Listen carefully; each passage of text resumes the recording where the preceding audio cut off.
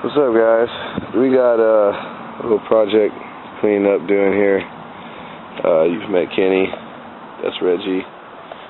And well, what we got here is just this really old as hell 3-speed woman's cruiser, JC Higgins. As you can see, I love these things. They've got all kinds of old ass technology on here that people don't really much use anymore. The generator still works. It spikes all original parts. You can see, look, the generator even says JC Higgins. What else is there? That says JC Higgins. I mean, it's just a ridiculousness. Even like the little aluminum bracket on the back of the, let's see if I remember. Look, JCH on the back of the fender right there. We're going to re-spoke the rims. We're cleaning everything up. We're not repainting or scrubbing on anything too hard because these bikes are worth more with the original paint scheme. We're just going to clean it up, seal it off from the weather. And, that's not the seat. Anyways, so we get to get little updates here and there. I'm going to have this thing done pretty soon as possible. It's a paying client who's waiting. Another update. Well, this ain't even an update. This is new altogether. Look at this goofy shit. This was one of those ride along behind your parents' bike, kids' trailer thing. I don't know. Say hi, Reggie. Hi.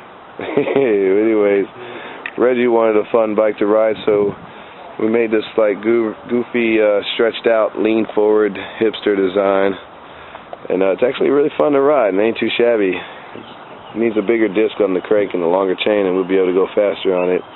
But it's pretty fun to ride, man. Definitely. All we did was cut the trailer hitch off and added a front headset from a 24-inch mountain bike. And you see we went with the board track racer style bars, cut short. It's actually easier to steer that way. Still got the old handlebar mount. Had to change the crank longer, put a bigger disc on there so that it actually was faster. But this thing's actually pretty interesting. You'll be seeing this on the Thursday social rides. And then we got to do an update on Kenny's bike. Come across over here. As you can see now, we had to raise his seat post up, actually to make it a little more comfortable, about 3 inches. And then we added this big piece in the back, sissy bar, coming all the way up to this birdcage bed knob. The handlebars leaned back a little bit, straightened up his bars a lot better. Oh, we didn't have the factory brakes for this rear OCC Schwinn rear end. So basically, what I did was take regular mountain bike brakes and figured up a little pull rod and made a wannabe center pulls off of a side pull lever brake system. Blah blah blah. I don't really know technical words, man. Just kind of rednecking it together. He also has a kickstand now, so it can stay up on its own. And then the funnest part, but not the least, is the new front end that we built onto it. This thing's pretty bitchin'. Let's see if I can get you to show the bend here. It makes the bike ride really smooth, as much as as it can ride anyways for being a hardtail like a motorcycle. But hey, Kenny, you want to bounce your forks for the folks on YouTube and the local subscribers? Oh, I just want to give them part of the wicked wild, the wickedest, wicked wild of the bike, you know. So Rex got a haircut, by the way, if you haven't noticed already. But what you call it?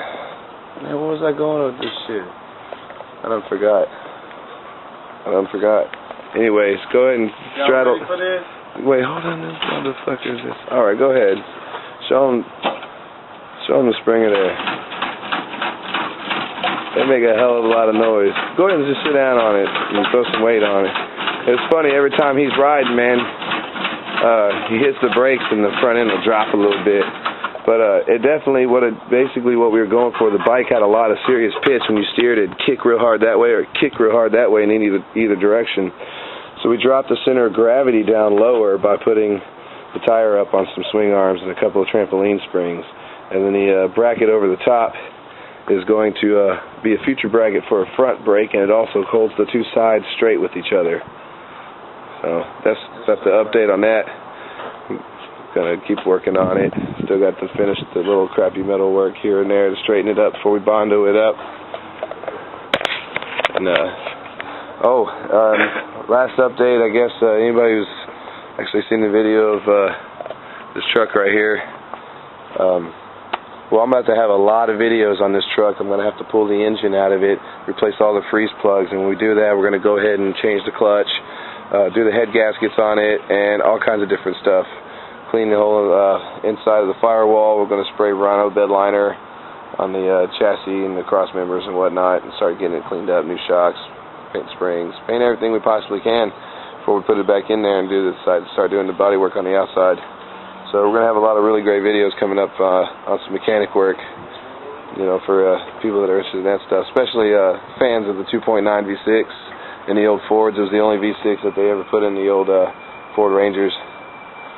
But my sleeping puppy. But anyhow, Rex was a Texan out of New Orleans, and we're having just the laziest cloudy day here. Out.